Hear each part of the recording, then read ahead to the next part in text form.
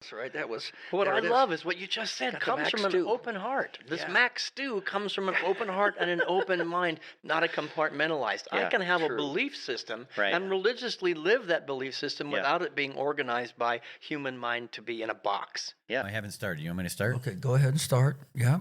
We got Okay, everybody here we going. go. We're started. All righty. Oh, that was cool. That went right off right There's the there. clapper right there. Yeah. Here we go. All right, that's going. We That's got going. recording happening. Yes, I do. The red light is on. Okay. Oh man. Now, one last thing. As you're looking at yourself right there, do we need to adjust any of this lighting, or is it, you look okay? Everybody okay? I look as good as I'm gonna look. Yeah, The lighting isn't gonna help that, huh? yeah. I do look. I much didn't better wear in the right dark. makeup tonight. All right, here we go. Here we go. All right. All right. All right. Welcome to The Wise Guys. It's a podcast where we challenge you to think differently. And that's going to be a biggie tonight. So don't, we're going to repeat that a few times. Think differently and shatter your norms. Here we go, guys. You like that this week? We talked about that. I've last heard that week. before. We needed that sound effect last week. I know we needed it last week. So we're shattering. There it is. Shattering your norms to help expand your world view. That can be a little tough sometimes. But we're going to enjoy it. We're going to have fun tonight. Hi, I'm Mac, and I'm your host. And in this episode, we're going to... I'm waving to you. Oh, gosh. Oh, my guys are starting already on me here. Okay. All right. In this episode, we're going to analyze the mainly Western concept of religion. And that might sound a little bit funny, but we're going to talk to you and tell you why I said that. We're going to really try to have some fun and celebrate its positive effects because there's lots of things about religion that are good. I mean, who's not going to agree with that? And at the same I time, know some people that might well, argue. there might be. Okay, they have bad church experience, right? Here we go. Right. But it's not got all rainbows and unicorns either. And there's some things if we need to pull back the curtain a little bit, just some of the darker stuff maybe we might call it. But at the end of the day, we'd like to maybe do this episode where we walk through and mull over how we might have a more of a middle path, that if we apply some humility and some understanding, maybe some of those nuances about your religion or your faith or their religion might take a little bit of You are different speaking my language already. The middle way, the middle way. path. Ah, I'm all yes. about that. the middle way. I knew you'd love that rev. Balance, harmony. I got the rev, man. There It's good to be here, Mac. Good to see you, And it's bro. good to see the coach on the other side of the table. Coach is in the house, man. Coach is Rev, in the Mac. house. Hey, how you doing, guys? Good, brother. Good, man. It's good to see you. So this is fun. I like this today. Yeah? We're having a good time. Hey, let me say hello to all of you beautiful exotic cocktails out there. We appreciate you being here. And you know who you are. You know who you are. You are. It is you. Look in the mirror. That's You who we're exotics. talking about. That's right. You exotics. So yeah, we're not, maybe a little bit of the religion roller coaster. I really haven't figured exactly. This will be fun. I haven't really landed the plane or the coaster. Anywhere Those are the best particular. rides. We don't know the destination, but we know it's going to be good. That's right. We're gonna have a few ups and downs. We're gonna get some. Your belly's gonna get. I hope we go upside down and backwards. That'd be fun. Barrel rolls. Well, you might. I want to be in front of everybody. Well, no, you probably don't want me in front of you in case I, have an accident. Right. If we're going backwards, it's fine by me. Oh boy, I'm gonna have to reel these guys in quickly here. All right, guy. So we always start with words to the wise, right? Okay, so I got my words to the wise this week. Here we go. It's all about how you handle Plan B. Plan B. What do you Plan think B. about that? Do you have a plan B, Rev? Well, I've got a plan D, E, F also. All the way to Z? But what I guess what I would say to this one is if you consider plan A not working a failure, then you're not handling your plan B well. oh, there's a great You've given up perspective. already. There's a great perspective. Sometimes plan B is better than plan A and you didn't realize it till you failed. I would say most of the time. Yeah, it's true. That's my experience. Well, see, least. that's a great perspective, gang. So it takes plan A and it takes plan B, and it says we're all working together. Everything's Right. working together to the good. Here's what I love about the concept of Plan B. Yeah. Right. It's about being adaptable. like being able True. to adapt, right, and problem solve. Like these are things I love in life. Like I mean, I've talked about these being adventures. I mean, I wish more people would look at it like that. I love that. We talk about all kinds. Sometimes it takes thinking differently, right? Sometimes it takes approaching things differently, looking at things differently.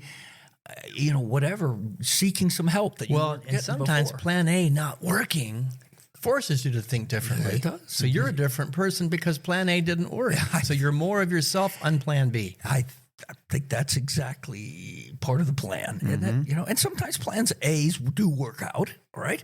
But I think the whole challenge of having to have a plan B can really enhance the whole experience, can it? Oh, Yeah, I for love sure. that. Especially if plan A is a failure, right? Instead of getting Right. stuck on it, you get to pivot, you get to adjust, move forward. You got an alternate plan. Life is good. There it is. So have an A Yeah. and have a B, and maybe sometimes, like the Rev says, you might need a C, D, and E, and All F the or way whatever, down. right? Yeah. All the way. Yeah. But each iteration, might all just good. take you there closer. So there it is. It's all about how you handle Plan B, gang. All right, but we're on Plan A. At least we're starting with Plan A, and we might run some buddy trails. Do we have a plan B for tonight? Plan B comes naturally. to us. I think we hit plan B, C, and D every single episode. I think we're 5 minutes into our episode. We're already in plan F.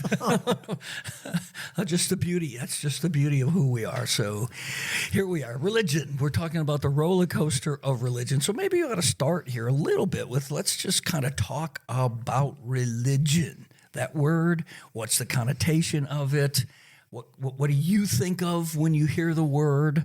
But a basic definition, we'll start with that it's a human's relationship with the holy, sacred, the absolute, the spiritual, or maybe the divine.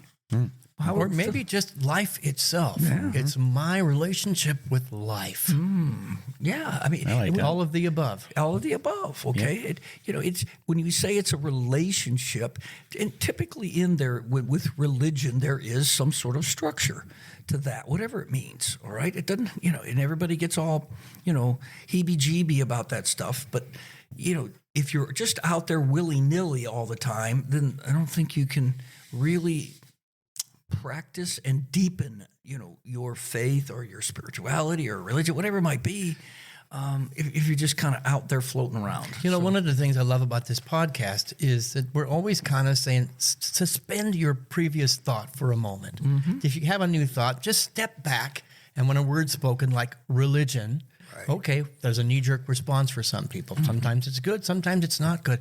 Just step back from it and go, Great let point. me open up my mind and my heart to a different way to look at it. I think we're going to bring that. That's a great a way bit to, of that tonight, to go right? through life, I think, with anything. Yeah, true. Well, we had we were going around a little bit in the pre-show. Yeah, it was fun. Okay, we were thinking a little differently. It was fun. So Nobody got hurt. really, that's right. Yeah, physically or emotionally. Yeah, right. Okay. We all signed a waiver. Oh boy. Plan B. All right. We might need plan C.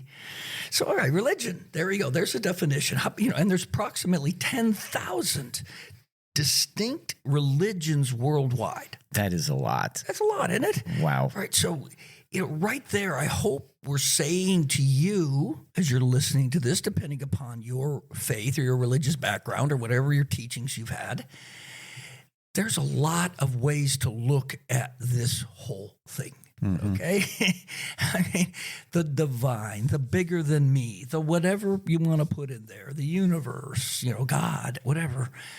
There's lots of different ways that this gets looked at and this gets practiced.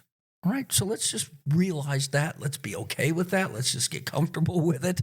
And then we can move on. And which one's right? Yeah. Or are they all right? Well, I got that in section. All third section. 10,000? Yeah. all 10,000 have a little piece of the truth, perhaps. Yeah. Well, I landed the plane when we get to this third section, and I just so everybody else can know exactly what they need to do. I got it. Yeah, I got it. The gospel according to Matt. Yeah. Yeah. I've read this book. Yeah. We're going to start Sunday afternoon. We're going to be in such and such a place. Come for the offering plate. All right, here we go.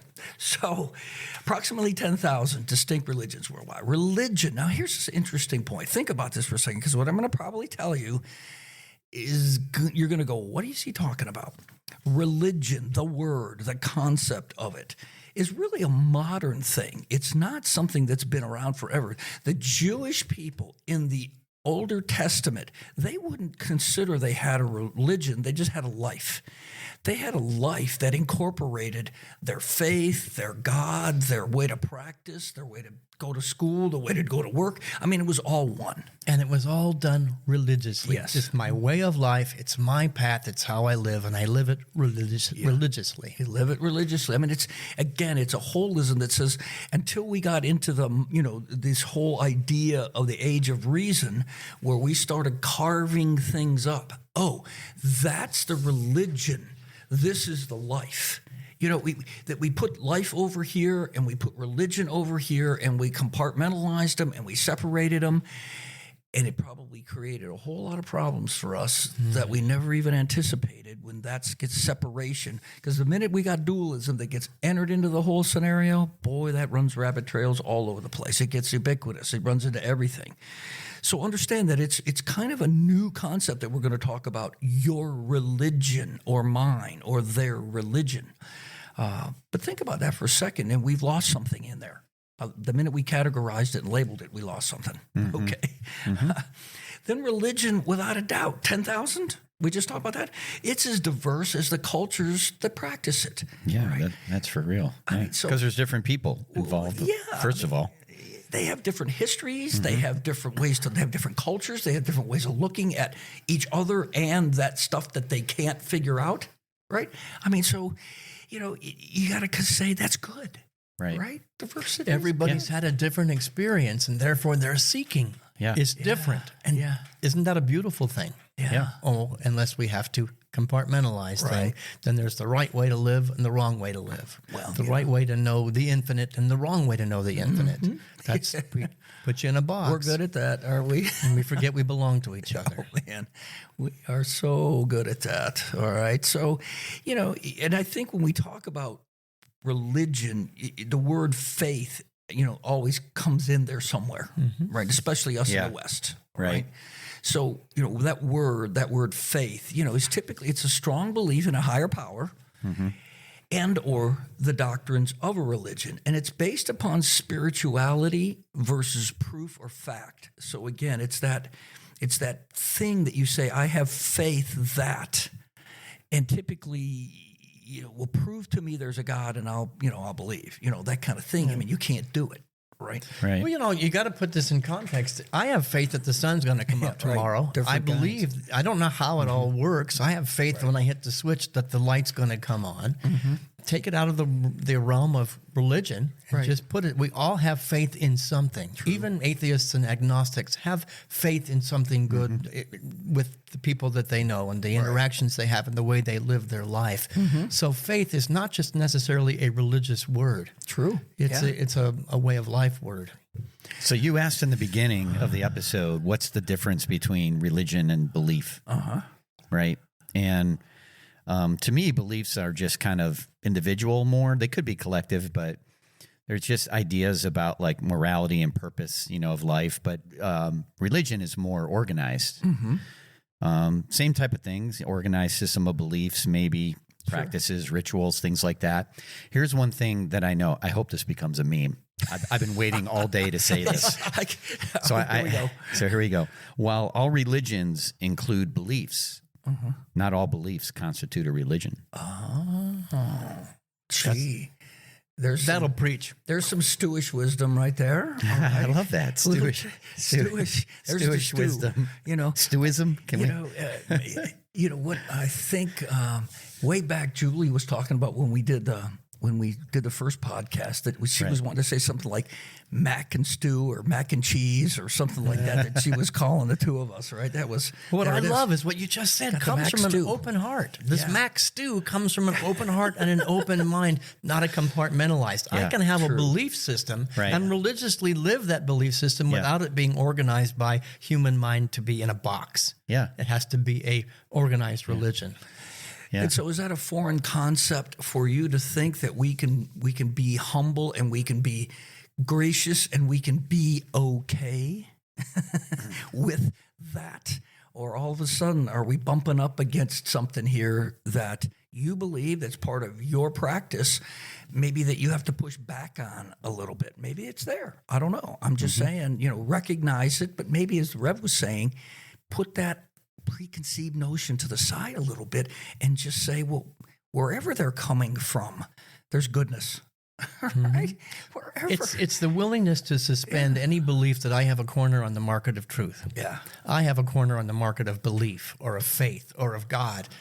That just puts God in that little box. Right. And so it means you have to suspend a little bit of what you've maybe believed, and that's a good thing. It's not a horrible thing. Oh, yeah, totally agree. Totally agree. So, and this might be a little bit of a difficult, especially if you've been living in the bubble. All right, you've been living in that comfortable little bubble. And again, I'm not saying there's wrong with the bubble, but I'm just saying there's so much better typically if you go outside the My bubble. bubbles have served me really, really well that's in the okay. past, and I eventually break out of the bubble and get a new one, a bigger one. All right. Exactly. So, we're gonna spend a little time. Let's talk about some of the benefits, because there's certainly benefits to religious practices, and I use that word instead of saying religion. All right, because I think we can separate, and it's easier to not have a preconceived notion when we say religious practices as opposed to saying typical benefits of religion. Very different. Hold it a little lightly. Then we'll talk after we take a little bit of a break. We'll talk about some of the dark sides, some of the stuff that can get away from us, some of the stuff that can cause issues, and especially relational issues. That's really what we're going to focus on, because we can, as we practice religion. Any good thing, when it's used unconsciously, can be dangerous. So But let's talk about the good stuff. Yeah, let's do that. So there's some of that, and then we'll wrap up at the very end with maybe some ways that you can do it a little better. We used to talk about that all the time, right? Some ways to just do a little bit better. I can't help. I got to say this, Mac and Rev. There is power in the dark side. That's my best Darth Vader I can do. Well, I don't have a lightsaber, But there is that. I mean, oh sure, and it can be deceiving, but it could be inviting too to people. well, yeah, I think we'll highlight. Some I'd rather of those spend things. time in the light. Oh yeah. Well, what are the benefits? We keep talking about the benefits. I want to hear them, man. Benefits There of are a lot of religious them. practices. So first of all, I mean, this isn't any there's no priority here. In other words, the first one isn't more important than the second one. Or the We're just third. reaching in and grabbing one, That's pulling right. it out. We're just going to grab. So how about the fact that religious practices provide a sense of purpose? Yeah. I mean, you can, and hopefully that's a good sense of purpose. That's that's out there giving you confidence and that you are being a flow. We talked about that last week. The flow. It brings meaning and purpose to life. It does. Yeah, sure. I mean, again, lots of folks have had a bad church experience. Many. Yeah. And so, or whatever the religion you might have been practicing, a lot of people have had a bad experience with it. But again, you got to kind of stand a little bit above that and say, there is good there to be had. Let's just go out there and I tell you, mine it a little bit. religion, good, bad, or otherwise, in my experience, taught me to get outside of myself and to feel connected to other people. It taught me that. Even if it was a bad experience I didn't agree with, I learned something sitting in those pews that took me out of my narrowness and put me into a oneness with the world. Well, if you don't look upon the whole experience as something that benefits in the long run, and because you can't maybe see it initially, it's a great attitude to adopt if you're kind of looking at it and leaning in. Yeah. So we've talked about this a lot, but let's just highlight it. It builds community. This is my favorite. Right? My favorite benefit. And you can social connect. bonding, like strong communities, like a sense of belonging. Like this is, I mean, You this find is- your people. You find your people. Right. Yeah. You find your people. Yeah. We talk about that in MI5 at the end always, don't we? Yeah, I love it. And you do have a connection to tradition as well. You know that we're a culture of generations, right? And there are lots of good things that gets passed along. There are great traditions that if you sink into it, you understand them, you practice them, as opposed to just something rote that you guys just do because everybody does it all the time. They can be very beautiful. Well, and on the other side of that, we're like the bridge. We're in the center place. We're looking into antiquity. We're taking wisdom from the ages And then we're in the middle point, passing it on to the progeny, to the kids that need also that wisdom that benefits them. We get to be the middle point, and we get to decipher, that isn't something they need to hear. But we can take the good and pass it on. Yeah. Oh, that's discernment. I think that as each generation comes and says, what are the new things that are coming now, and what are the things that we can say, thank you, but. Right. We just don't need to bring forward. Okay. But community, without a doubt. Then, there's this idea that as you gather in community and as you purpose to do good, religious practices can cultivate positive social change. Look, that's a good one. Moral guidance. A lot of times we need the guardrails. All right. And so this can help us in that regard. Well, it helped me growing up just with, this ethical behavior, and even compassion. I mean, it just taught me, this moral guidance, I guess you'd call it. Well, yeah. And I think if you have a positive outlook on life and the world and all, then, you're going to have that optimistic view that's going to promote generosity that you never would think about. How about just, this has been proven that basically people that have a religious practice, they live longer in general, all right, because they're more at peace, they're one with others better, there's less stress in their life, there's less anxiety. Now, again, don't get me wrong, all right, you're going to be saying out there, yeah, but you. I was about to say that to you. Yeah, but. Okay, and there's always going to be those buts that you've had to live through, that you've had to experience, that were horrible sometimes, maybe that really was just. You don't want anything to do with anything organized religion anymore. Okay? And some of those buts are justified. They're very real. And some of them are manufactured by the person who didn't want to get out of themselves. Yeah. What I learned in religion and sitting in a pew or sitting in a forest somewhere was it's not all about me. And religion has really served that purpose, at least for me and a lot of people I know. It's not all about me. There's something so much grander and more beautiful than just my narrow little field. That brought me comfort, but it also put my ego in check. And some people leave with the buts in church because they didn't want to put their ego in check. Let's be fair to the church that it's doing good work, and sometimes the bad rap they get is just somebody's inability to get out of their ego. Good point. If I could pivot a little bit off of that, you had mentioned generosity, Mac, as well, and there's charitable work, humanitarian work, that religions engage in and do some good things around the world or in their communities, and it's beneficial not only to whomever you're working to help, but it also, if you do some of this yourself, it changes you forever, right? I mean, you've done a lot of this, Mac, internationally, especially, so it really changes you. Well, at the end of the day, here, we keep repeating stuff just in a different way because all this stuff works together. It's all got a common theme, that practicing a faith, a religion, in community can change your life. I mean, it can be a very beautiful thing. And however you want to choose to do it, okay? We're not trying to pigeonhole any particular way to make it happen, right? But more than zero. We like to talk about more than zero. More than zero. Hey, let me name one more. I know we got to move on, but I was going to give you five more. But. One more quick one. So there's cultural and artistic inspiration that religions can provide too. I mean, religions are a major force in literature, music. I mean, we're musicians. The Revenai and architecture, or whatever, right? I mean, you have that aspect of it too. Sure. Let's not forget it. Well, and you have to say, where does that creativity, because that's what you're talking about, creativity. Creativity, right? Where does that creativity come from? Depends on what you believe, all right? And but we would go to a place that said it's divine. God. It's God to you, through you, right?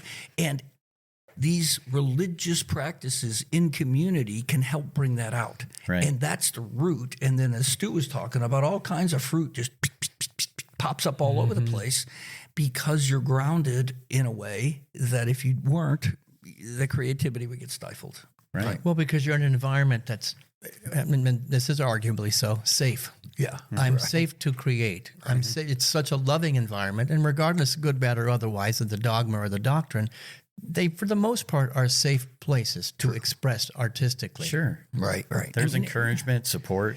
Yeah, which makes it safe. We understand that there's exceptions out there, and some people have had some bad experiences. Oh, we're going to get to that. Yeah, yes, we are. All right. The dark side. We got Dark Vader over here, man. Oh, God. I think I got the Sith on my left-hand side. Oh, man. Oh, my God. He knows his terminology. So, all right. So, religious practices, a couple more of them, and then we're going to take a break. Yep. Our behavior, we've been talking about this just and hasn't used that word. It gives us some behavioral guidelines. And with that, the guardrails, the things that it's just like with a teenager, you just don't let them go off on their own and do whatever they're going to do. They like that. They think they like that. But in reality, they need the guardrails. They need the oversight. They need the love that comes through all of that. And so, again, you're going to pick up on a very hopefully loving environment that you can have happiness through and a sense of well-being. Well, and that happiness, the word worship is over cultures, all different religions and institutions. The word worship means to just recognize value. I recognize value in life. And so religion for me brought me a sense of worship, which was I recognized I had value. You have value. Everybody has value. And I got that through a religious institution or two or three. Right. And so worship brings joy, a sense of belonging and community, that in connection that I think the world needs desperately today. Yeah. Well, I think if we can just learn to fine tune it again, like we're talking about, let's bring forward those things that can still be relevant, that can still benefit, that can still make it a little bit better, and then be open enough to be able to say, oh, but that one now it's time for this. It's time for this now to look at it this way. Right. So it's an evolution as well. Whatever your practices are should be evolutionary as well, right? Well, and I love that evolutionary. Your last bullet point here gives context to the unknowable aspects of life. Right. It makes us become friends with the mystery. Yeah. I don't have to know everything. I can be okay with not knowing. And I'm at peace with that. Yep. It's awesome. So, all right. So we talked about what is typically religion, the good stuff. Right, the Yoda stuff, the Jedi stuff, right? Okay, the lightsabers, the light lightsabers. But then we're going to take a little break, and then again we'll talk about some of the downsides and wrap it all up. So thanks for listening, and we'll be back in just a minute. Thanks. All right, welcome back. I'm not sure what you're being welcomed back to, though. We are some wise guys tonight, okay? But we're having some fun with this, and we've been talking about religion and the roller coaster of religion. So it's been fun. Now we get to chat about some of the right? Some of the stuff, some of the but that we were talking about earlier, right? So we had, let's just kick around some possible, this isn't with everything by any means, okay? Downsides of having religious practices and what they do for us and to us. Right? We were meeting earlier before the episode. You have to understand religion in its original inception. The word, what it really meant, was to bring people together. But the downsides come when we forget that that's the purpose of religion, and we begin to separate. Those are the bad experiences I think we're going to talk about, is that we compartmentalize and we don't unite, we push against. We separate. I think that's perfect. So, you have to really, this is a tough thing to kind of discern, all right? But I'm going to put it out there and just have you think about it, that when some religion forms, okay, do they have intentional manipulation, toward their benefit, or they just have some misaligned or misguided adherence to a dogma or a mythology? It's hard to separate that maybe sometimes, because you don't want to believe that people or institutions have their own best interest in mind as opposed to yours, right? But I think you can look throughout history and it's not, you don't have to look too hard to see where the manipulation has moved itself in from a very good thing to something that's more self-serving. This to the can people. happen. Sure. I'd say more, you guys might debate me on this, but I could say more exception than the rule, but it happens. No, yeah, I would agree that it's more the exception, especially I think today, because you got to remember that, since the forming of Christianity or Jesus when he was on the earth, there's other religions that got formed after or before or whatever. It's been a constant flow. There really weren't lots of choices, I guess is what I'm getting at. It wasn't like you were going over here like you can today and say, well, I'm going to be a Baptist or I'm going to be a Methodist or I'm going to be a Episcopalian. It wasn't like that. And so the church for many, many centuries dominated religious thought, dominated what people thought about God and how they looked at God. And that was a big stick that the church would use around the globe to basically beat a lot of people into submission, okay?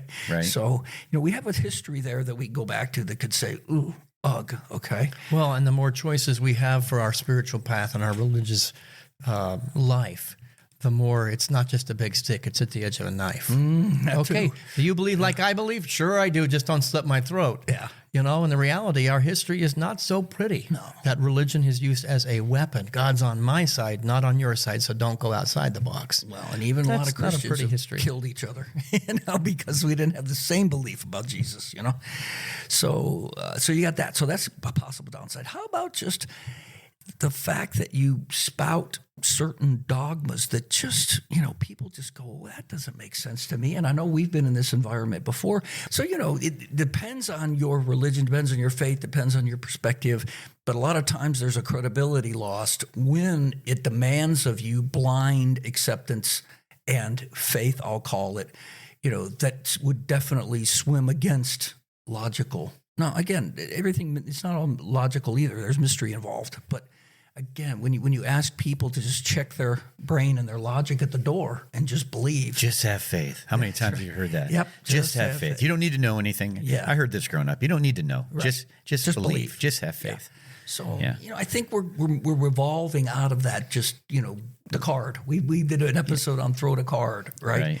And a lot of times what happens with religious practices, it rejects, if not outwardly, then by practice, the fact that there are universal truths. And I think Reb mentioned this a little earlier, that if any religion thinks they got a lock on the truth, and you don't, whoever you are, but you're not us. We're right, you're wrong. Is that we got it, you don't. Okay, this is the truth. This is God. This is this. This is the way it works. And it doesn't mean that they're wrong.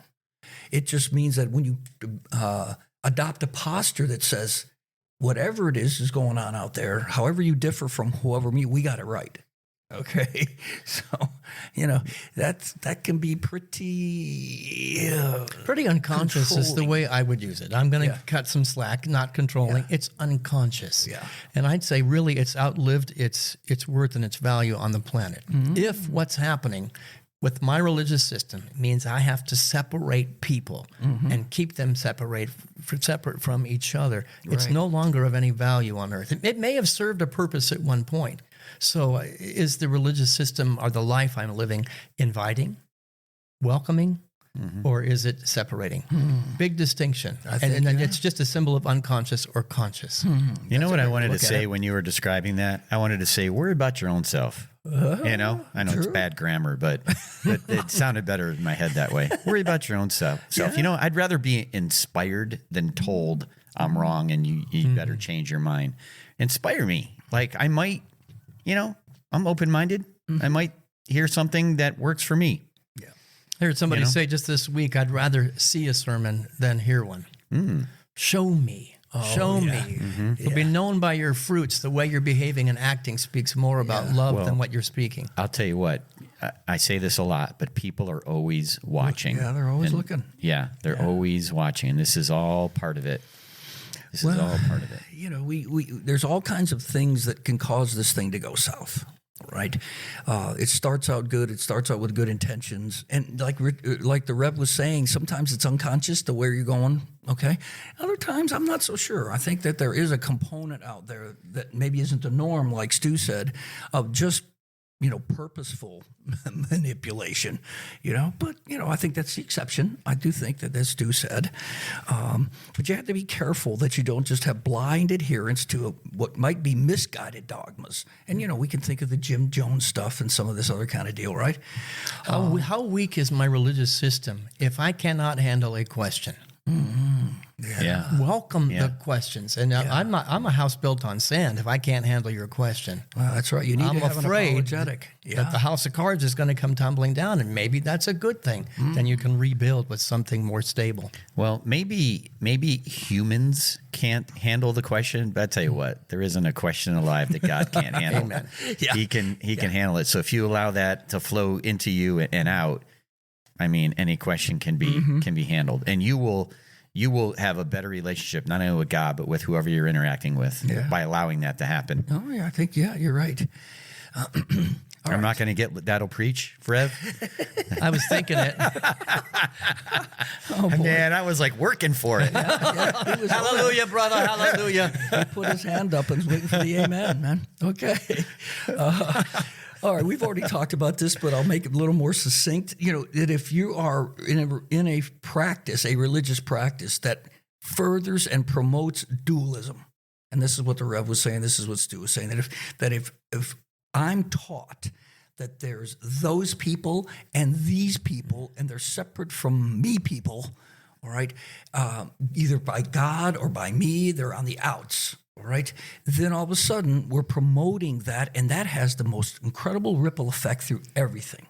I don't know who was it that said it. Said we can be assured that we have created God in our image when God hates all the same people that we hate. Right. That's not right. They're all wrong, and God told me so. Yeah, right. Yeah, we need to kill them, or we need to eliminate them, or we need to whatever. Okay. So Well, this again, has happened in history. I mean, well, it's still happening. I'd like to say, I know, but it's, Less. It's happening less. It is, Right. I true. believe. There's less parts of the world that this kind of thing is taking place, but there's still, again, it doesn't matter which religion. Now, we're not pigeonholing any one of them, but there is still persecution. I mean, one faith persecuting another, all right, whatever it might. Sometimes within their own, we just got different divisions. Well, take it out of religion. Take religion out of it. It's one tribe against another tribe. It's one family. The Hatfields and the McCoys. We're the winners. You're the losers. Somebody has to lose. We lost sight that we belong to each other, that we all can win when we cooperate and we work together. So God just becomes a weapon. Oh, well, the Hatfields and McCoys don't even have God, but if I get God on my side, now we're more powerful. Right. And so these are generalities. So, we also have lived in the realm of Christianity, and I'm guessing that many of you out there that listen to us, either are Christians, would claim to be Christians, or have been part of the Christian faith, in some way, shape, or form. Right. So maybe we can just, as I can't speak to other faiths, but I think I can say to us Christians, be careful, guys. Be careful in our, we get unconscious and we practice our religion, we practice our faith, and maybe we aren't even aware. And it's innocent. I'm not trying to say it, you're doing it deliberately, but you're innocent to the possible, I use that word, negative ripple effects of how you go about practicing and looking at God and relating to one another. That's all. Like I say, Just be open-minded. as a Christian, I follow the example. Jesus crossed the borders, crossed the boundaries, did not push people away, but he went into their camp and said, let's talk. Right. Let's share an experience. My atheist friends, I have a very pagan heart as well, a very earth-based tradition. They teach the same thing, is that quit fighting over land, go spend time with each other and cultivate the land together. Right. So again, you take religion out of the equation, it's just kindness, it's just love, it's just compassion, it's just oneness. Well, at the end of the day, yes. All right. But when we practice sometimes our faith and our religion, we don't really look at it that way. No, we don't. And so we got to be careful. A lot of times, especially not especially, I'm sorry, I didn't mean that word, that in Christianity, a basis for it can be fear. We fear God, right? And so therefore, If we fear God, then what's the ripple effects of that? Well, we don't want to fear God. So how do we not fear him? How do we, embrace the love? And again, I think it revolves around, we've just got a misguided conception of the divine, that we're taught maybe something that, doesn't really promote the love that we're talking about. We don't see it. We can't grasp it because it's just part of what we do. But we're trying to say, think about it in terms of how that might be perceived as something that's not loving, What's the end byproduct? I've been in churches where it was all about the fear of God, and I've been in churches where it was all about the love of God. Now let's take God out of the equation. I've been in situations and relationships where it was a fear of life, everything's out to get you, or a love of life. I tell you, when you're in the love of life, the love of God, the love of humanity, the love of whatever, better things happen. Life is good. Life is better. Life is better. Life is good. Well, I was going to share that I grew up with having a fear of God, and that was my childhood. And but as an adult, I don't. And so there's different sects of Christianity that do this. But yeah, I mean, that's all I knew, and so it felt comfortable. That was God. And now as an adult, I'm like, wow, I can't even believe, like, how would life have been different for me as a child if I had seen God differently? And I wasn't afraid. I was just experiencing the love and because then that's what would come out of me. Right. Instead of fear coming out of me, because that's what I was getting from who my God was as a child. So the question I want to ask is, how did you do it? How did you break that? That's what I want our listeners to know, how to break free of that fearful life into that loving life. How did you do it? I'm going to show you on my screen. You got to get comfortable with being uncomfortable.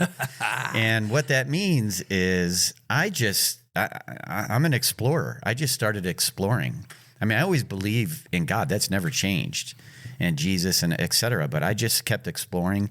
And what that meant for me is interacting with different people, right? That was exploration in community. I wasn't like Indiana Jones by myself, looking for the Raider of the Lost Ark or whatever it is, the Lost Ark, right? So, but it was, So that, I mean, for me, it was just, it was getting into environments where my questions were okay, and people would actually have a conversation with me. So, I mean, we talked about that in the beginning, right? Sure. I know we're trying to talk about the possible downsides, but the benefit of this religious experience is being in community. Sure. Yeah, well, here's the downside for me. Fearful people will find more reasons to be afraid.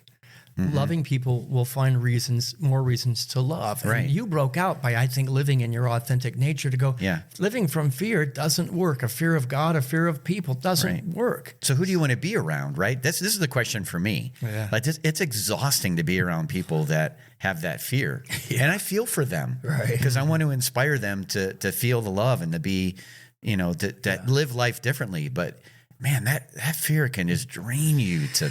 Well, and I think you can peel back the onion a little bit to say, okay, and then where does that fear come from?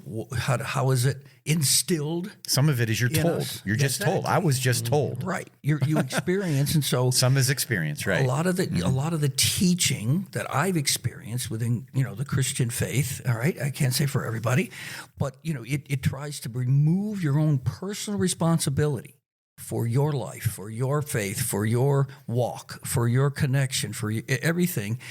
Would it be that violence in the name of God and in the name of religion is founded in fear? Oh, I think so. If I'm so afraid of you, I have to kill you first, or destroy you first, or destroy your thought first before you attack me. Right.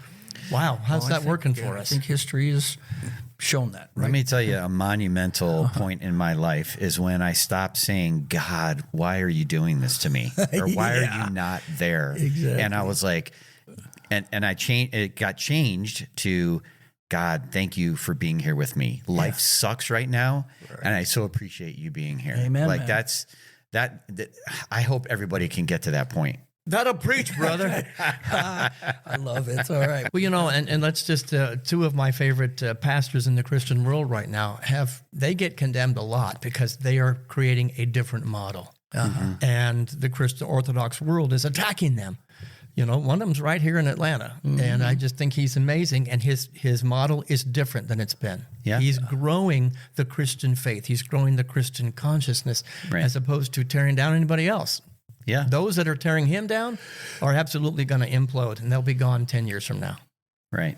So it's building a better, more loving model, a more inclusive model. Well, I could learn that. I could learn doing that better because I'm just basically confrontational in my core anyway. So anyway, that's where we're Same at. end result, though. Yeah, hopefully. I A don't different know, thought, a new way of being That's a more right, getting loving people- society. Getting people to think differently. That's what we've been all about anyway. Okay, so with that, we ran over. Man, we're at 50, right? We're at 50 tonight. And so, maybe we'll just, I don't know, we can just hit a few of these that just say, look, all this stuff that we've been talking about, you do have to apply both your heart and your mind as you evaluate whatever belief system that you have. Okay? So you don't check your mind at the door and you don't just have your feelings, but you put them both together. And then try to do the discernment that you need in order to be comfortable and to believe and to follow, and hopefully it promotes good in you and whatever it is you're doing out there, right? And Briv, you used this word. I thought it was great. I replaced it. Cultivate a resonance with life that will heighten your discernment and your joy. Yeah. I thought that was good. We replaced that because God, life, same thing, right? Yeah. And then use a rule of love as a litmus test for any type of theology. And we use that, I don't know, I'm going to use that word in general, that, your theology is what you think and believe about God, okay? And regardless of what you want to call the divine or whatever it might be, if you start and you run it through love, then, you're gonna come out on the right end of the equation. So there we go. That's it, guys. That's all we got. Religion. Maybe That's a we, lot. I don't know. Maybe we ruffled your feathers a little bit tonight. Maybe we gave you some perspective that you hadn't had before. We've all got our own experience with church, with faith, with God. And so, from a personal standpoint, if you want to dig a little deeper and maybe be exposed to some stuff that might make you think differently, as we're always talking about, I'm going to put a link in the show notes to some blog posts that I did out on Medium. You might appreciate them, you might not, but I'll stick it out there anyway just to see if you might get something out of it. At the end of the day, I think that there's an encouragement from all three of us to practice your faith, practice your religion, whether we're not even putting it in a box, in community, to do good, then, however little, whichever way you want to choose to do that is up to you. So You are a beautiful exotic cocktail. So do it the way you do it, not the way anybody else does it. there it is.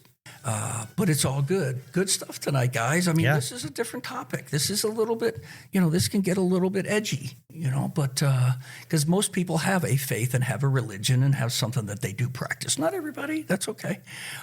But they do, and you need to ponder it some. That's all. So, guys, thank you. There you go. As Thanks. always. Good conversation. Yeah. All right. And we will see you next week. Thanks for listening, everybody. And we will be back next week with another. Oh, and we got a guest 2 weeks from now. We don't want to forget about that. So we may yes. introduce a little bit of him next Next week, week, getting yeah. ready. Yeah. That's going to be fun, John. John Paul's going to be good. So thanks again. Have a great week, and we'll see you on the flip side. Take care.